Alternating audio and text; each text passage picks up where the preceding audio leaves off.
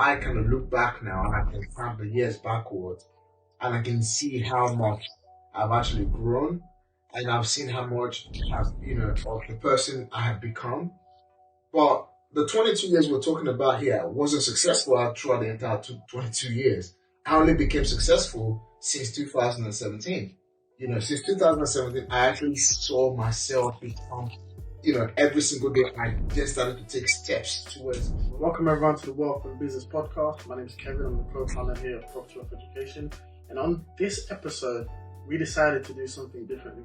Now, I've been working with Dan for the last couple of years, and there's some key things that he does, right, in terms of when it comes to raising finance. And I thought, you know what, for this episode, let me ask him some key questions that people have been asking him and get him to explain some of these key tips on how to raise finance and the importance of raising finance. So, not to waste too much time, let's get into this episode. Dr. Dan, how you doing, man? You alright? Hey, how's it going? It's good. It actually feels different to be the host of this episode. Yeah. We've done over 50 episodes. I'm usually the one behind the scenes, but today, we did something different. So it does feel weird being in the host seat when you're usually doing it. So you're usually interviewing people, but today I'm interviewing you. How does it feel for you as well? For me, it's quite interesting because over the years I have interviewed hundreds of people, and I've also been featured on other people's podcasts, being interviewed. But in terms of us, as a team, I think, one of the things we wanted to obviously make sure it's happening this year is where you now obviously interview me, and it allows me to kind of give value back to our audience, people who have obviously helped us grow this channel, help us to kind of increase the reach. So to actually get into a few of the principles that I teach here at Property Wealth Education, especially for someone like myself who was, in 2016, 2017 as an Uber driver, to getting started in property, controlling other people's property, and then eventually acquiring my property to going all the way to becoming a millionaire, with a net worth of over £7 million right now. So, it makes sense to just kind of being able to talk about specifics of those journeys that would enable someone who were in the same position as me, over the last 7 years can actually take a few steps that I have taken, apart from just being in a coaching environment where I can really do that really well, in a coaching environment where I coach people to do exactly the steps, but obviously to give those value back to those who are our listeners on the channel. Yeah. I think on this episode, the one thing I want to do is to really deep dive in terms of what we do behind the scene, especially what Dan does behind the scene as a property coach and a mentor, and handling a decent amount of students that we've got as well. Because as you know, with social media, it might feel glamorous, easy peasy, but me and you work day in and day out, Monday to Sunday even at times, and these are some of the things we don't really show people. What we're trying to do now is obviously give you guys and show you guys, what we actually do behind the scenes and why we do it, but also to show that, it requires hard work. And one of the things you always say when we have our master classes is that this is not a get rich quick scheme. Yeah. Does that make sense? So we always make that clear, but it's about time to for us to share some of the secrets that, we do behind the scenes to make sure that we're consistent and we're always putting ourselves out there, to showcase that we are doing what we're doing. Yeah. So my first question to you now is, there's a lot of challenges that people come across that you've come across yourself from being an entrepreneur for over 22 years. What are some of the things that has kept you to continue to persevere through the challenges and the hard times? For example, today we did a training where one individual said, I've got to sort out childcare, I've got to do this, and they would just come up with excuses. So with you, I'm sure throughout your journey as an entrepreneur, throughout all those 20 years, you've been 22 years, I believe it is, you've been an entrepreneur. How have you been able to, surpass all the challenges, and anytime you had your time, your back against the wall, how have you been able to kind of, persevere and push through? I think for me, one of the things I've learned in my 22 years of entrepreneurship, when I started a business, I didn't know this was entrepreneurship in the first instance. But as I kind of look back now and I can count the years backwards, and I can see how much I've actually grown, and I've seen how much of the person I have become. But the 22 years we're talking about here wasn't successful throughout the entire 22 years. I only became successful since 2017. Since 2017, I actually saw myself become, every single day I just started to take steps towards growth. Obviously, it's not the same for everyone. I had, a few challenges was, first of all, when I first came to this country about 20 years ago, I didn't have the opportunity to be in the right environment. When I first came to this country 20 years ago, I had taken different types of bad decisions, made different types of, limiting, I had grown myself in this, web of limiting beliefs, whereby, first of all, as a black man, as a Nigerian, as an immigrant, there's certain things that you just feel like you cannot do. And there's certain things that you feel like, okay, that will never work, and you're surrounded by people that will tell you that don't work for people like us. You're surrounded by people who you even love the most. So even the wife, the family, people around you saying, okay, specific things like this don't work for people like us. So over that years, I have built a mindset that, okay, I was going to become successful anyway, but I didn't know how. I think I'll now bring it back to just about the last 7 years. So in 2015, most people who are listening to this episode of this podcast knew, 7 years ago, 2015, I lost a business in Nigeria. I lost a business, that was doing, significantly well. I lost over 150,000 pounds. When I lost 150,000 pounds, I went into anxiety. It wasn't easy. I went into anxiety, like really chronic anxiety. From that into, going to depression, and being in a place where my marriage, it wasn't all that as well at that time, because when you're going through certain challenges in life, that will also be be an issue. So I went through that. Now begin as an Uber driver, so delivery driver first, then Uber driver, and eventually gradually getting started in property, due to a revelation I had, from a dream, orchestrated by God himself. So for me, I've been through all those different challenges of life to actually become, the success I've become now. But one thing I've learned basically is that Rome was not built in a day. That's number one. Number two, as an entrepreneur, if you go back and actually look through a lot of, for now, because I study a lot of successful people, someone like Elon Musk is one of my inspiration. Someone like Jeff Bezos is one of my inspiration. Someone like Richard Branson is one of my inspirations that I can actually relate to their story. Unfortunately, a lot of African successful business owners don't tell their story enough. Yeah. In fact, I don't really know enough African, or black property, wealth creators who are becoming one of the world's biggest reading the book. So we have the richest black man on the planet, all right, is from Nigeria, Aliko Dangote. All right, the richest black man in Africa, black man on this planet, is basically Aliko Dangote. Aliko Dangote has never actually written a book. So, yes, when it comes to where we're from, these people could have inspired us, but because they haven't written a book, they have never designed a masterclass, or neither have they actually gone out there to tell their story 1,001 times so you resonate with a lot of people like us. So the only kind of where we get our information from has been, what we see, especially within the music industry, Nollywood, like movie, and as well as the Afrobeat industry. Afrobeat is doing so really well. So for me, a lot has had to happen that I had to learn so much from, whereby I thought this thing wasn't for me until I literally started to develop myself through all these different inspirators, coaching, mentorship.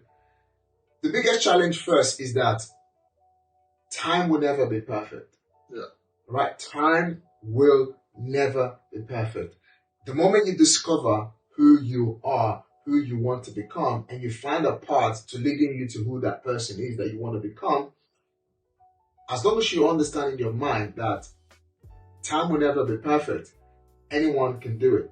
So I'll give another example now. Another example is when I learned property and I learned how to create wealth, I didn't have the money. Yeah.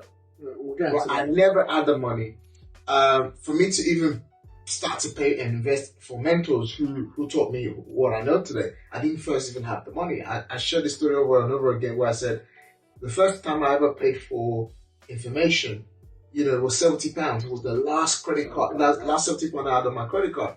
So I think for me, all these challenges are just there. So you're even up to your kids, So sometimes my son plays football, right? Yeah.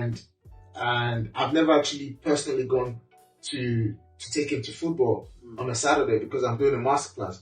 Obviously, over the last couple of years, my wife is in that position where she can take him to football while I deliver masterclass. So it's in between making whatever you need to make happen and also obviously sacrifices. So there's a lot of different types of roller coasters. Maybe as we go through this conversation, I can break them down in steps. So I think the most important part is, before we go and probably, go into the next step or next conversation in this episode, is have a dream, know your why. Yeah. Have a dream, know where, know your why. And it goes like this: know where you are now, understand fully where you are right now today, all right, and know where you're going. As long as you have these two things, know where you are now and knowing where you're going, and doing whatever it takes to get there, then all this different mind-blocking situation around that would clutter you up will completely be defeated. Yeah. I mean, a lot was said just then, and I think, I just want to go back a little bit, and I want you to give or share a tip to somebody that maybe has started something and has lost all of it and their back is against the wall. Now, it's easy to say, okay, yeah, just, think ahead of the future or where you're going to be, what you want to do, so that you're in that constant mind frame in terms of this is where you're going, right? But what is one tip or one thing you can say, right, to somebody who right now their back is against the wall? What is it can they do? What are some 3 things they can do to start elevating themselves to get to where they want to get to go? Does that make sense? Yeah. Like, what is the practical steps? Because it's easy to say, just go and do that, you did this, but back then you never had this mindset you've got now. Does that make sense? So what are some of the maybe 2 or 3 tips you give to someone? I think it's growth. Actionable steps that they can do. I think it's growth. I say this all the time, and I think I can't say it enough. I'm in my early 40s now, right? If you're not growing, you die. Yeah. I think a lot of people don't grow. A lot of people, yes, when I mean growing, people eat good food, maybe go exercise, and even people get entertained by information. The truth is, if you're not growing, you're literally dying. So you have to get into this mindset to grow. And for me, what really has helped me get against the wall, what has continued to drive me, is to first of all grow in God. Yeah. All right, and then grow in wisdom. All right, so grow in God, grow in wisdom, and take endless actions. So I realized that I didn't have to have the money to do ABC. So I've positioned myself in a situation where I have become a person of value, so that automatically the money will come to me. So you can't pour from an empty cup. Somebody might have a cup filled. So the cup filled here in this situation is money. So somebody can have £200,000-300,000 in their bank account, all right, and actually wants to invest it and not know what to do with it. If your cup is empty, you can't bring value to that person that's got the £300,000 to want to buy into you, invest into you to grow a business, or to build a business, or to maybe even acquire assets. So for me, I had to learn to grow. I had to learn to bring value. I had to learn to create a win-win. I had to learn to be a very creative individual. Yeah. Very, very creative individual. And if you dig deeper and you look at all the great entrepreneurs out there, if there's one biggest, character you see around them, they create. And it's that creation. You can have an idea, but you cannot create anything with the idea. Do you know how many people get so much ideas in their life? Execute on it a lot. But people still struggle to create it. So I think it's the ability to create that really helps you overcome your back against the wall. When I was an Uber driver, I was driving 18 hours a day, over 150 hours a week. My back was head against the wall. Whilst I'm driving there as an Uber driver, I wanted to quit. I wanted to stop doing everything else and never in my life again venture into entrepreneurship. But my mindset of creativity did not shut down. So instead of accepting my position, my mindset of creativity continued to erupt like a volcano. So it's you pushing yourself beyond the limit. It's you pushing yourself beyond boundaries. It's you doing whatever it is when you don't want to do it. There are times where I've been, I ask myself, why do I need to do this? But like I said, when you have a strong why, and besides, I've lost everything before. I've lost it once, I've lost it twice, I've lost it 3 times. But obviously, the Uber driver was the last time I ever lost everything, beating everything back was the Uber driver situation. But the fact is that you have, as a human being, to learn to grow, because it's your growth that leads you to immense success. 100%. Yeah, again, there's a lot you mentioned there, and I want to relate some of the ideas and creativity now into property. Now, as you know, we've got a coaching company. There's a lot of people that are held back or stop taking action because of, they not have the finances there. And one of the things that we teach is, the importance of always raising finance, to always be raising finance. Now, what would you say, the importance of raising finance is, and how can someone, overcome, what are the different types of raising finance that somebody can do if their back's against the wall and it's stopping them to get started in property? What some of the things that, you don't mind sharing the audience in terms of what they can do to get their property ladder started, or get themselves on property ladder and property journey started? First of all, one of the reasons why I've become quite good in raising finance and become a master of it is I've come to realize everything is made up. In life, everything is made up. This microphone we're using right now is made up. The camera watching me right now recording this is made up. The car that you took to come from your house to the studio today is made up. My question to you as an investor is, what are you making up? What are you making up?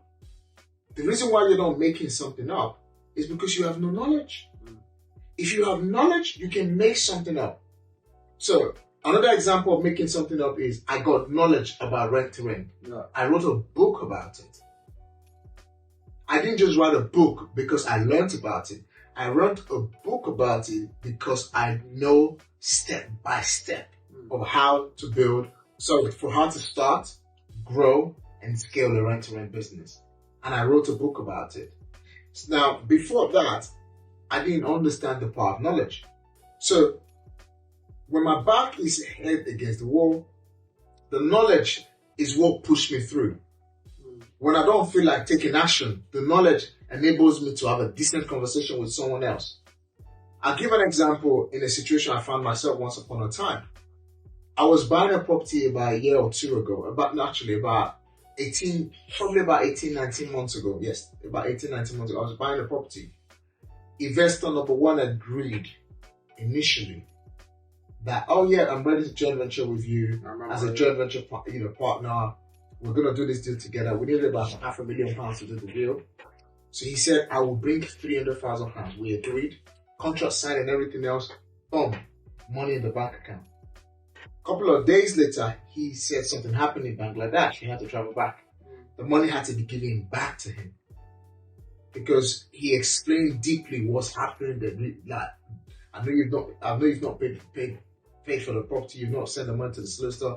I have to pull out this deal. Like, I spoke to him. I spoke to his wife. In the end, that deal fell through. So the money fell through, not the deal. Yeah. The power of knowledge. I then go and speak to the second investor.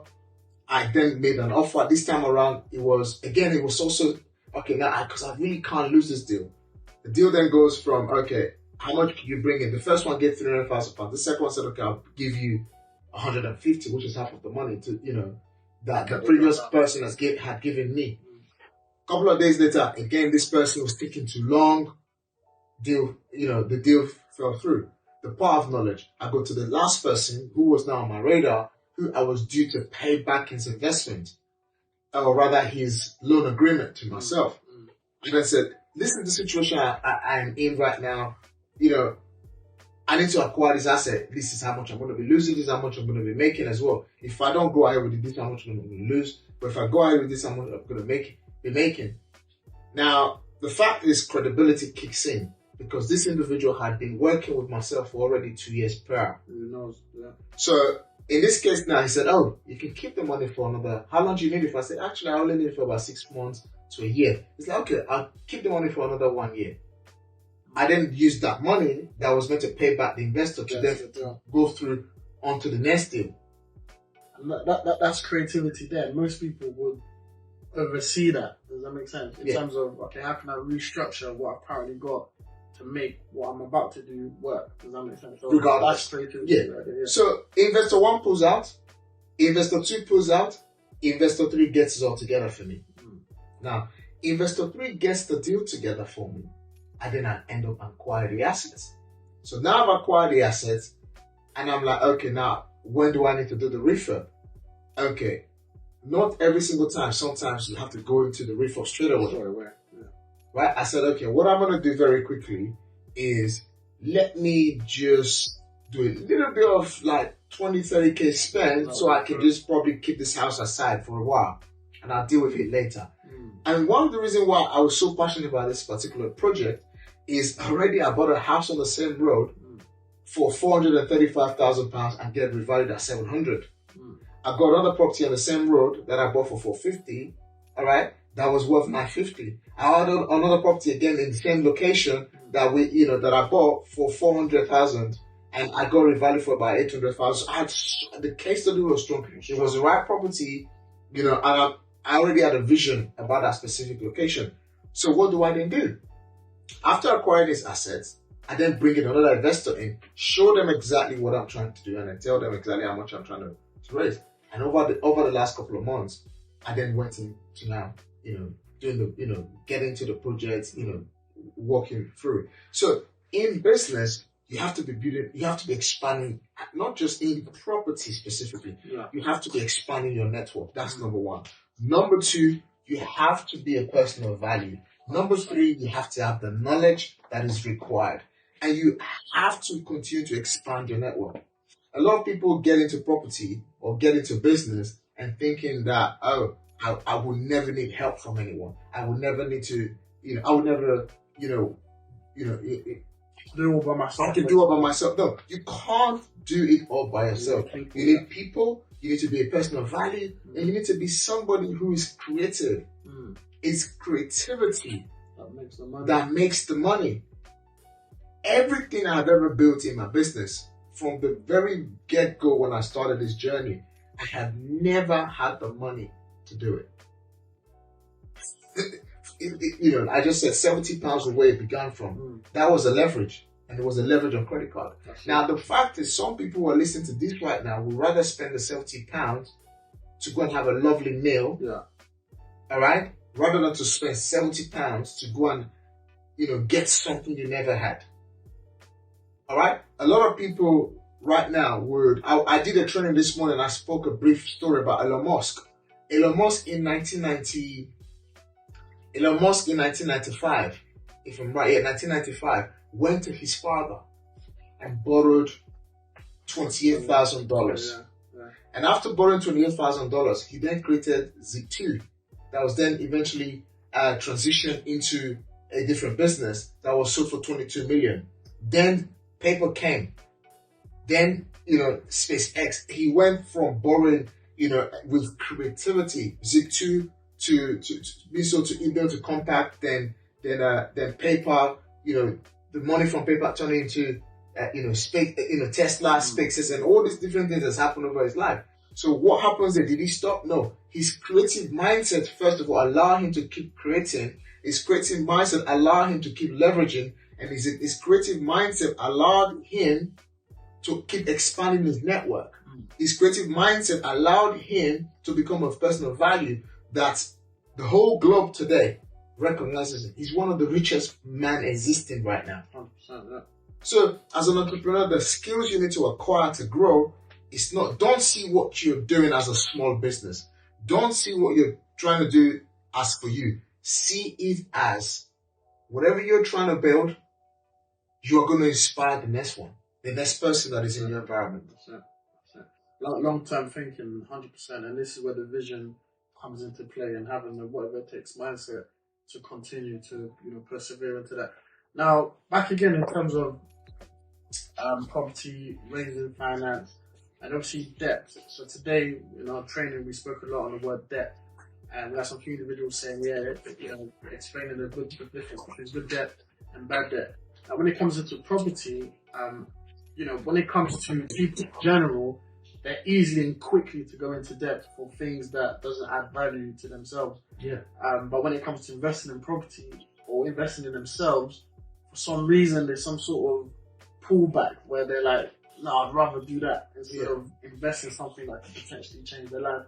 What would you say to those individuals in terms of, the way you build your wealth, right? Majority of it is obviously through leverage and creativity, OPM, using other people's money, therefore using, banks' money, credit cards, going to debt to build wealth. So explain that concept in terms of using debt to build wealth and how that creativity makes it, it's a long-term trading strategy that the wealthy people are using.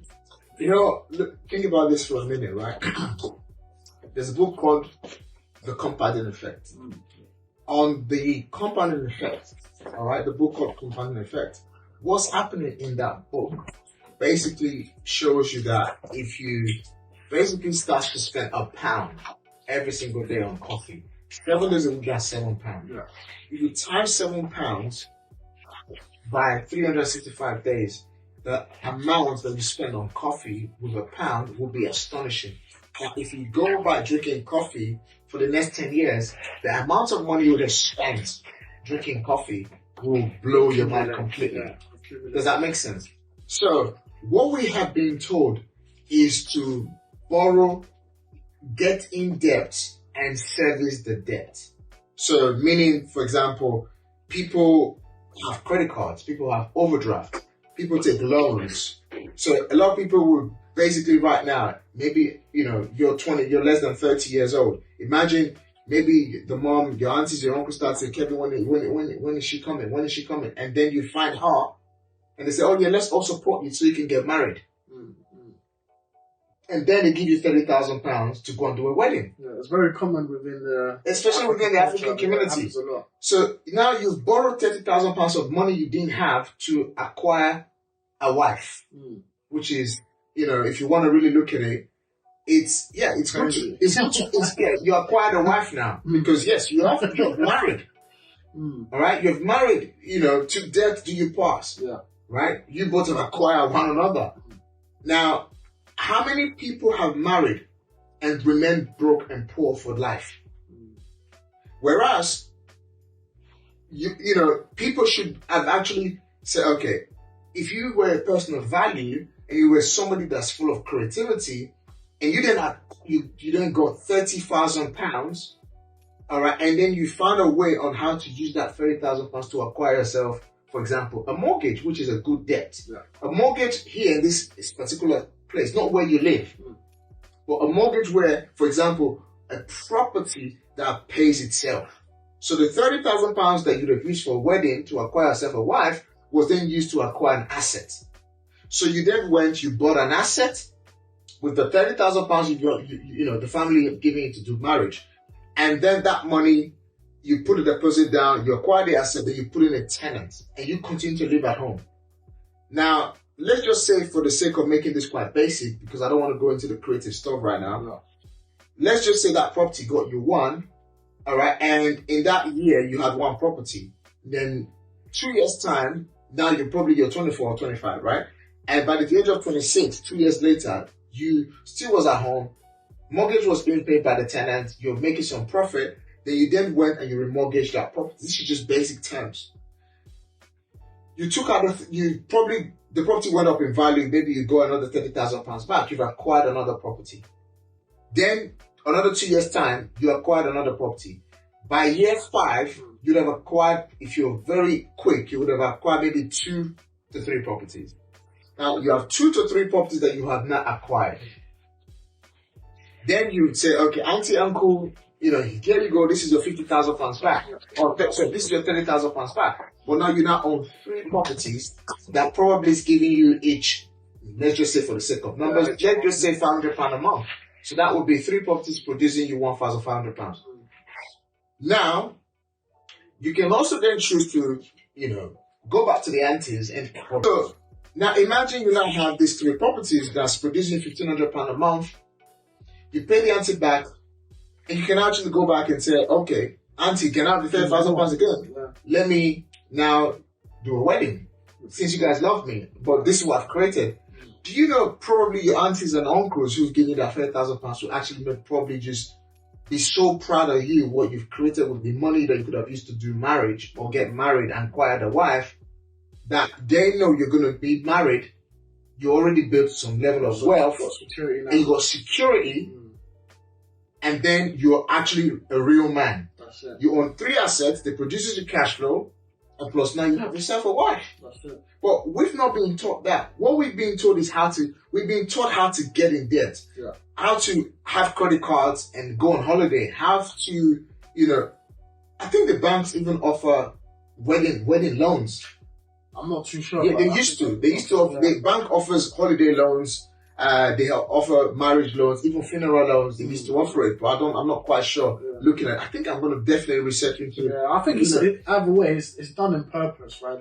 Exactly. They hide the way this knowledge because they don't want everyone to be creative, and they don't want everyone to be at the top, if that makes sense. So this type of knowledge has been hidden, and there's people like us and yourself using what the big boys are doing to win for ourselves. Does that make sense? Yep. So, and this is one of the reasons why people should learn how to build wealth, how to create. I had a conversation with, and I did an interview with Tim Braz. I think it's episode number 50 or episode number 50 or probably episode number 48 or something. And Tim Braz basically break this down with myself when we discussed this, how he went to the bank of mom and dad to build his wealth, to build his portfolio, and now he built a business, a property portfolio that is worth almost $500 million. His net worth is over $400 million. Obviously, in the UK, we're quite negative about money. We're quite negative about being too over successful. Yeah. But once I discovered this, my life literally just changed. And I said, it just changed. Is it hard to do? Yes, it's hard to do. Would people call it risky? Yes, it is risky. Yeah. For the sake of this podcast, by the way, this quick disclaimer, make sure you speak to your own financial advisor before what I'm saying is just my personal knowledge, not advising anyone to do it. If you don't agree with it, obviously the methodologies on how to do it. Right. So for me, it's very, very important that we have to start understanding that yes, we can actually borrow and grow rich, or we can borrow and grow poor. Which one is it going to be? Wow. So just on that note, as we wrap up on the topic, how to raise finance, how are some of the ways somebody can raise finance? So you mentioned a family member can give you some sort of a loan agreement for you to use and invest in property and build security for yourself, and then refinance or make cash flow to then pay back. What are some of the other ways an individual that wants to get started in property or start a business but don't necessarily have the capital to do so, and that's holding them back from taking action? What are some 2 or 3 ways that we know and we teach individuals on how to raise finance? Raising finance has never been easier.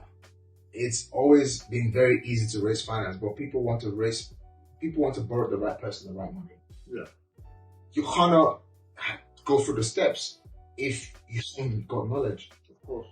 I teach the property wealth creation formula in property wealth education, where the most important part is knowledge. Yeah. And then the second most important part is having a plan. So you get knowledge, you set yourself a plan. And the plan could be what's going to happen in 18 months, in 36 months, in the next 5 years. Because it's okay to borrow the money, it's okay to raise finance, it's okay to use the knowledge if you don't have the plan of how you're gonna, be in a place where it automatically just happened naturally 5 years later. Then it doesn't work that way. So the two most important steps is that you do whatever it takes to have the knowledge, and not just something you read in a book. You want to have the knowledge of someone who can become your mentor, somebody who can coach you, somebody who has done it for themselves and has the result and the evidence that they are doing it actively. That's it. And that is the first step. And then the second step I want to talk about is to have a plan. Because a lot of people can borrow money, but regardless, we don't know how to invest it. Anybody can borrow money right now, but a lot of people don't know how to invest it. Same way where anybody can borrow money and then the next thing you see them do with the borrowed funds is to look good. Lifestyle. All right? So you have to have a plan. You have to have a knowledge. And I teach this at Property Wealth Education. So for those of you who wants to know more about it, there'll be a link around this video somewhere where you can actually book to watch one of our free masterclass and then take the appropriate actions. Fantastic. We do also offer a free consultation call where you can go on our website, www.propertv.co.uk, and just book a free consultation call. And it's just to have an initial discussion in terms of where you are, what you're looking to do within the property space, and then see whether we can be some sort of value to you guys. So just wrapping up this episode, Dan, is there any final words you want to say? This is the first episode of podcast where I'm interviewing Dan. In the near future, we're going to be showing you guys a little bit more behind the scenes of what we do, and hopefully more episodes of us two will be coming out as well. Yeah, I mean, first of all, I just want to applaud you a lot because you're some individual that I've seen grow from step to step, from stage to stage.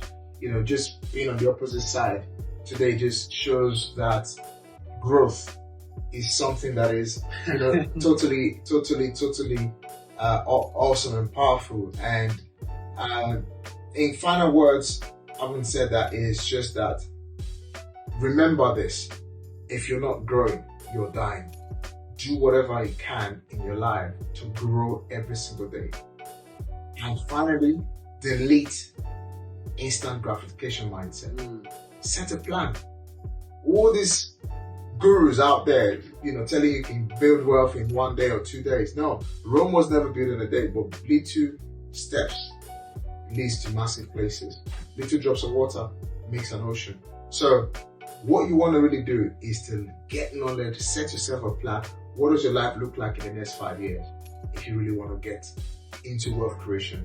And I hope we'll see you on the next episode. Thank you so much, Kevin, for being my host today. It's been an interesting one, but I'm enjoying this process. It's a new stage for myself.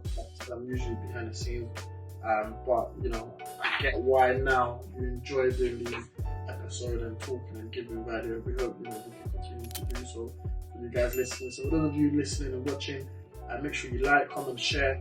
This podcast is available on all platforms: Spotify, Amazon, YouTube. So make sure you share this episode, and we look forward to seeing you on the next one. Take care.